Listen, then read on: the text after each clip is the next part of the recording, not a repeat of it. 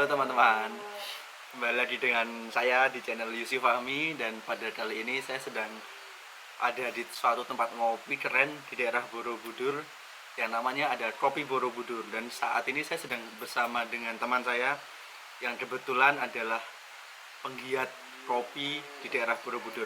Ada Mas Jafar. Ya, Halo Mas Jafar. siap. Mas Jafar, ini kok Ya. jenengan bisa dapat tempat keren seperti ini itu dari mana ini? Awalnya itu cuma iseng, suka naik-naik gunung lah, menyusuri pegunungan lah dengan motor tua punyaan saya. Apa itu? Shogun, Shogun. Shogun yang ring shakernya sudah amburadul jadi berasa. Terus Awal di 2017 lah. Awal kesini sama temen Majak Singi. Ini kan masih kelurahan Majak Singi. Oh iya. Ya sebelahan sama desa saya kan Tok Songo. Nah, diajaklah ke sini. Nah, dia bilang kita naik ke rumahnya Pak Kadus. Nah, yang namanya mungkin kayak orang pegunungan ya. Jadi ketika ada tamu itu kalau Jawa ini nyobyo itu wow banget. Nah, nyugui itu istimewa banget. Istilahnya ya jenenge leng melayani ya istilahnya. Bahasa Indonesianya lah. Ya, hospitality-nya hospitality. wow. Gitu. Udah ada pertama kali itu ingat yang punya ini kan namanya Pak Is. Itu pakai celana hitam untuk cari rumput sama bajunya itu bolong-bolong. Itu habis ngerumput juga, habis cari rumput. Habis ngarit Ya. bahasa Jawa nih. Itu datang ke sini terus dikasih ada geblek, ada rengginan, semua dikeluarin. Nah, salah satunya itu kopi. Yang dia bilang itu bikinan dia sendiri. Tapi ini belum kondisi seperti ini ya. Belum, di sini masih kandang wedhus. Pendopo ini belum ada, ini belum ada, semua belum ada di sini. 2017 itu belum ada. Pas kayak omah biasa tak jarane. Omah biasa, omah kampung doang. Dari situ mulai. Nah, dari situ yang namanya dia sudah baik hati, terus ya kita ngobrol lah. A, B, C, D, E. Nah, ketemulah di saat kita sounding tentang kopi. Habis saya minum, rasanya itu bukan kopi, tapi cengkeh sama kencur. Rempah-rempah. Nah, rempah-rempah. Meskipun rasanya rempah-rempah. Ya, saya yang nggak peminum kopi dulunya, karena saya punya penyakit ya, mah, dan itu memang udah nggak boleh.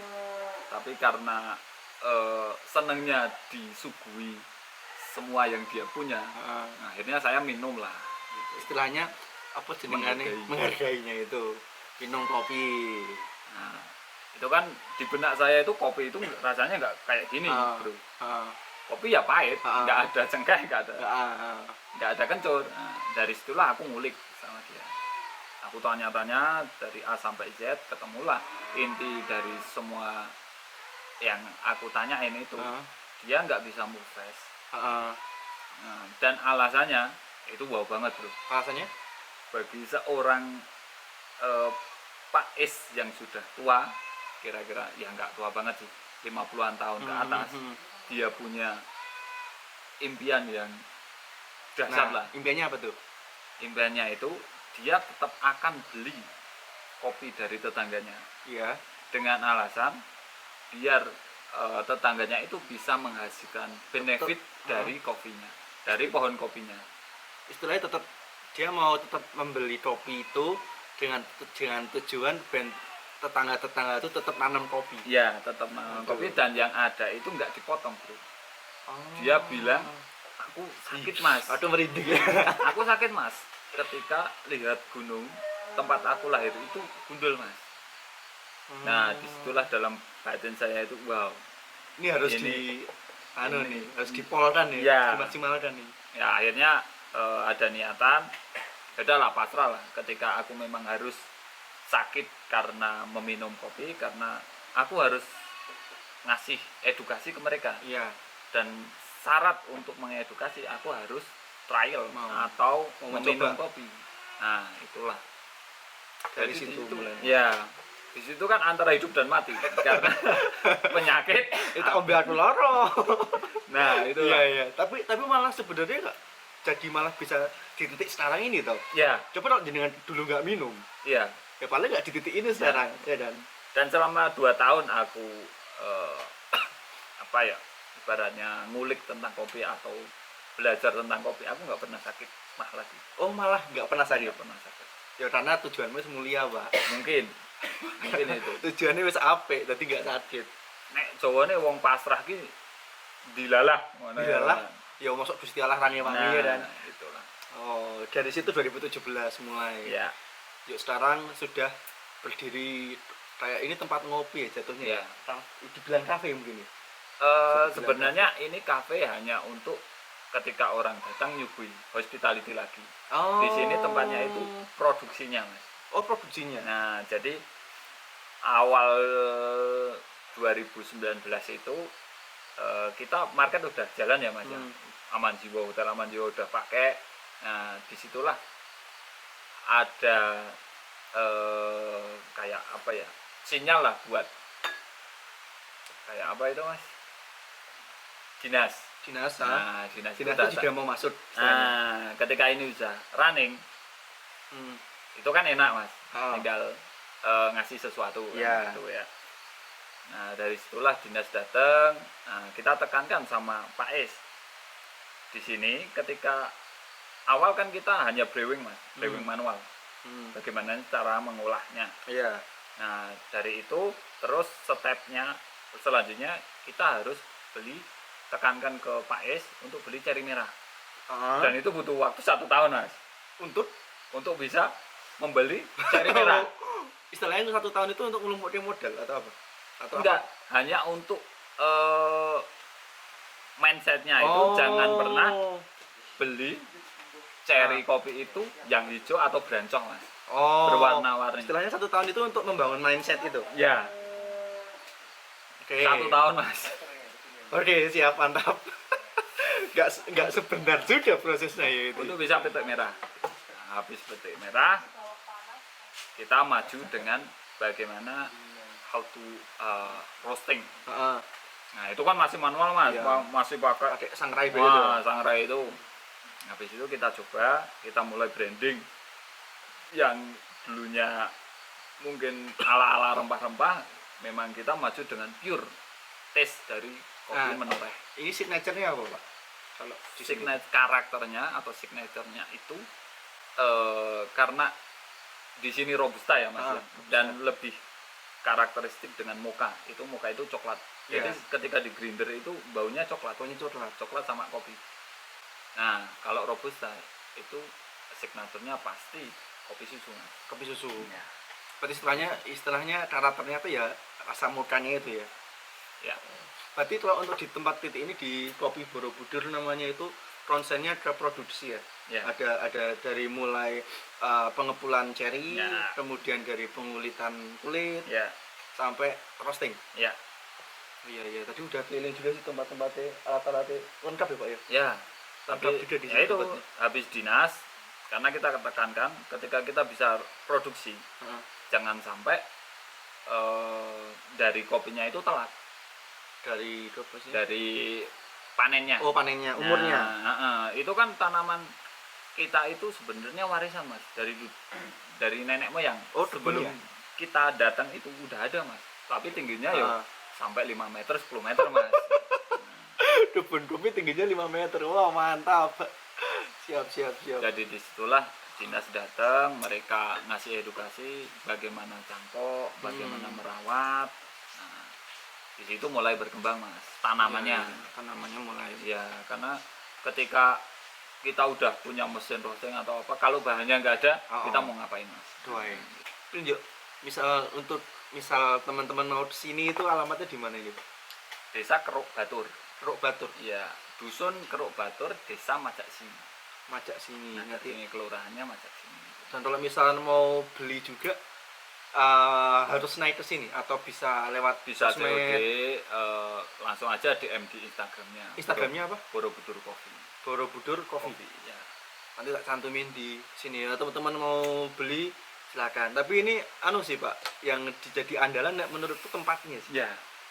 Topinya oke, cuman kalau misalnya teman-teman mau ngerasain yang lebih oke lagi, datang ke tempatnya. Soalnya atmosfernya, suasananya. Nanti di sini padahal ada kayak satu gunung gitu. Gunung apa itu namanya? Gondopurwangi. Gondopurwangi ya. Dan kalau pagi bisa lihat sunrise Merapi Merbabu Mas. Oh dapat. Wow, ini kebetulan saya kesini pas mendung, pas hujan, jadi nggak dapat. Kalau pagi dapat, berarti 2 gunung itu kelihatan. Apalagi kalau pohon-pohon bambu ini habis Mas. Itu lebih luas lagi kan? Iya pasti. Oh, ini jam operasional jam berapa? 24 jam Mas. Karena ini kan rumah Mas ya. 24 jadi, jam. Lagi pula nggak ada pintunya Mas ya. Tetap buka terus Mas. Gak ada pintunya, kan? Gak ada satpamnya. Ya, karena cuma ada pagar, meskipun tutup, lompat Mas. Oh siap. Dan teman-teman misalnya mau kesini datang aja langsung. Jadi istilahnya ini tempat ini tercipta itu bukan dari sekedar bisnis ya Pak ya. Tapi ada nilai di balik itu. Salah satunya mempertahankan kebun kopi. Karena dari mulai 2010 aku kan sering ya Mas ya ikut dalam kita namakan tim di Borobudur, Ceker lah. Apa itu? Nah, Ceker itu jaringan kerja dulu lokal guide. Dan kita terjun itu di sosial dan alam Mas. 2010 itu pertama kali seumur hidup aku lihat menoreh itu longsor Mas. 2010 longsor? Daerah Bedul. Dan itu loh Mas. Ya kita nggak bisa menyalahkan ya, namanya orang kan juga butuh ekonomi ya. Tapi dengan cara yang salah mereka tanam cabai dengan pupuk Mas. Tapi pupuknya itu TS dan itu batu kalau ditaruh itu melebur Mas. Hancur Mas. Iya. Di situlah mulai jadi pas aku megang balkon Destok Song Mas, kan ada acara Presiden Jokowi. Di situ karena aku yang megang acaranya, bikin acara semua saya pegang, konsep bagaimana. Nah di situ aku masukin Mas, karena cita-cita saya itu pengen nanemi menoreh Mas. Karena dulu waktu kecil itu kan depan rumah itu irigasi dan itu full air Mas. Dan sekarang nggak ada. Terus aku berpikir, lah anak saya itu mau tak kasih apa? Kenangan saya itu nggak ada. Istilahnya katanya bapak apa? Nah itulah. Dulu itu saya cuma mancing di depan rumah. Habis sekolah itu udah. Terus anak saya bisa nggak? Apa yang aku mau wariskan ke anak? Benar. Nah, dari apakah anak itu juga bisa menyatu dengan alam? Ya. Jadi pas acara presiden itu aku minta tak masukin niatku Mas. Aku minta 10.000 pohon kopi Mas. Untuk menoreh. Dan alhamdulillah ACC Mas. Kabulin Mas. Oh, mulai dari situ kopi menoreh mulai naik lagi. Iya. Jadi kowe Pak dalang kopi menoreh gitu. Enggak sih. Aku kan cuma pencari jalan Mas. Intinya dari itu ya Pak Is. Karena petaninya ya. Ya, dari ini semua dapat bantuan hampir 1 M Mas. Itu ya hasil dari kesabaran Pak Is Mas. Aku itu cuma orang lain yang dilalai pas timingnya pas Mas. Dulu kan bergelut di Borobudur kayak buka setumbu, terus keliling desa, terus ke Mendut di malam hari, terus Candi Selogrio di Bandungan. Nah itu kan tim Mas. Nah ini kopi ini kan aku sendiri Mas. Menemukan sendiri, terus bergelut sendiri, cari jalan sendiri. Nah kepuasan itu ada Mas. Iya Pak, dari nol sampai jadi tempat kayak gini ya pasti kepuasan pasti ada lah. Nah itu tuh awal dari itu tuh mulai lulus STM Mas. Jadi tidur itu kayak ada orang bertanya, tapi bahasa Jawa ya Mas. Di mimpi. Nah kayak mimpi lah, setengah sadar itulah. Lah kowe iki mati arep ninggal opo? Kijing tok. Nah di situ kan banyak apa ya maksud ya Mas ya. Kok kijing tok STM gitu. wis dapat kayak gitu kan. Lulus STM dapat itu. Nah akhirnya tak gali lagi, oh sebetulnya inilah apa yang bisa kamu perbuat, itulah untuk sesama. Jadi ketika kamu mati di satu daerah itu masih ada namamu, gitu. Ada yang kamu tinggalin. Ya, nggak cuma sebuah nama. Kan kalau di bahasa Indonesia manusia mati meninggalkan nama. Nah, itulah meninggalkan nama. Iya. Wah itu sakit mas. Bangun pagi langsung badannya remuk mas. Maksudnya remuknya? Ya kayak iya. Jadi ketika kita bermimpi itu kan kayak menghayati ya mas ya. Lebih dari realitanya ya. Karena badan kita pas lemes-lemesnya yang menghayati kan banget ya mas ya. Dari situ mulai lah. Oh jadi tapi ya seleksi alam sih mas. Ya pasti pak. Alurnya itu pasti ketika kalian udah niat ada jalan entah ketemu orang ini itu tapi satu frekuensi mas. Iya benar pastilah. Nek sing sudah dengar udah didatangi orang-orang petinggi Indonesia ya sini. Menteri pernah Burini Sumarni. Nah, Menteri BUMN. Nah, pernah ke sini. Pakai mobil Alphard mas. Wah teman-teman yang kesini jalannya itu susah banget loh. Ada sampai Alphard sampai sini itu istimewa banget itu. Pakai motor. Udah ada Pak Jafar ya nggak sampai sini. Pakai motor aja takut mas. Itu pakai Alphard. Dan itu ungkang-ungkang mas. Mas di parkiran ini kan agak tinggi gini mas. Nah itu Alphard itu cuma tengah-tengah mas. Itu yang nggak ini mas. Nah, dan pertama kata yang keluar dari Burini itu adalah kamu mau matiin aku ya diajak ke sini. Seorang menteri mas, bayangin mas. Hujan deras, puasa, Burini kan puasa juga mas. Nah di sini kacau banget lah mas. Iya. Karena udah jalannya juga kecil juga sih. Ya kita nggak sedia payung karena sebelum itu panas benderang mas. 5 menit sebelum datang kok hujan. Terus gila itu. Terus tapi ya justru itu pak, menurutku di sini itu yang menjadi istimewanya itu aksesnya. Jadi teman-teman bakal istilahnya kayak naik gunung dulu pak. Naik itu susah, tapi naik sampai sini terbayar. Wah tempatnya oke. Karena ketika ada perjuangan, kita merasakan hasil itu. Nah, ketika ada pahit ya mas yo, juga olah lebih sitik wae. Wah mas, tapi nek ora pahit sih, pahit lebih lagi nih, ayo hambar. Ini kalau dari Borobudur 20 menitan ya pak ya? Ya. Dari Candi Borobudur. Ya, kalau lewat jalan jagalan ya mas ya. Tapi kalau naik langsung itu 10 menit. Tapi jalannya juga lebih susah. Toy nyowo mas. Itu toy nyowo. Bagi yang nggak pernah, toy nyowo mas. Atau bertaruh nyawa. Nah kalau buat dari Pak Jafar nih, ada nggak yang mau disampaikan ke teman-teman? Oh banyak mas. Apa? Banyak mas, tapi mungkin 1 atau 2 aja ya. Ya boleh. Mungkin untuk mengangkat potensi dari desa Borobudur ya mas. Jadi jangan pernah malu ketika kalian punya sesuatu, tonjolkanlah itu. Karena meskipun sama, dengan beda kalian merawat atau mengolah itu akan jadi beda mas. Jadi jangan kayak di sini kan robusta mas. Kan sekarang yang tren itu arabica ya. Nah, tapi di sini saya tetap pupuk mas. Tetap menjalankan yang robusta. Iya, karena yang kita punya itu kan robusta dan nggak usah malu. Iya. Nah, dan hasil tetap ada kan? Iya. Yang robusta. Benar. Nah, yang kedua mungkin jauh dari kopi atau apa sih, ini tentang kehidupan ya mas. Kenapa kita harus jangan sombong lah untuk alam. Jangan sombong untuk alam Ya, karena secara tidak langsung kita itu hidup dari alam mas. Dari tumbuhan dari alam, air minum dari alam, terus oksigen lah mas. Saya tanya sama Mas Mami, menghirup udara sehari berapa kali mas? Tidak terhitung dong. Terus berapa pohon yang ditanam? Iya, keren pak, tahu pak. Nah itulah. Jadi anjir keren. Kami pak di.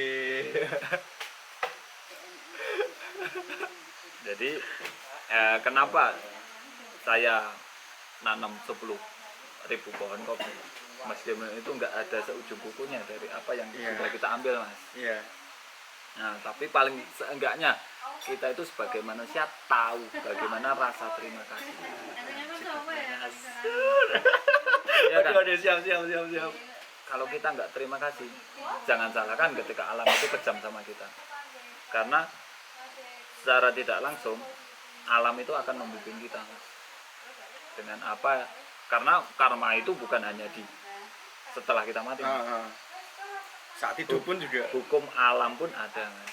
Istilahnya alam akan memberikan apa yang kamu berikan ke alam. Ya. Anjir. Dia nggak bisa ngomong tapi action langsung. Nah, action, Mas. Dilalah ketiban kambil barang yo salah dewe, Mas. Itulah yang saya tekankan. Jadi paling enggak lah coba kita dalami itulah. Kita berpikir lagi terus apa sih yang bisa kita lakukan untuk alam kita. Itulah. Dari sekecil apapun atau berapa banyak pohon yang kamu tanam itu akan berguna. Iya. Dari air, yang namanya filosofi air kan di situ ada sumber kehidupan, Mas. Iya. Dari air bisa menyuburkan tanah, terus hewan bisa di situ. Nah, itulah. Perhatikan alam.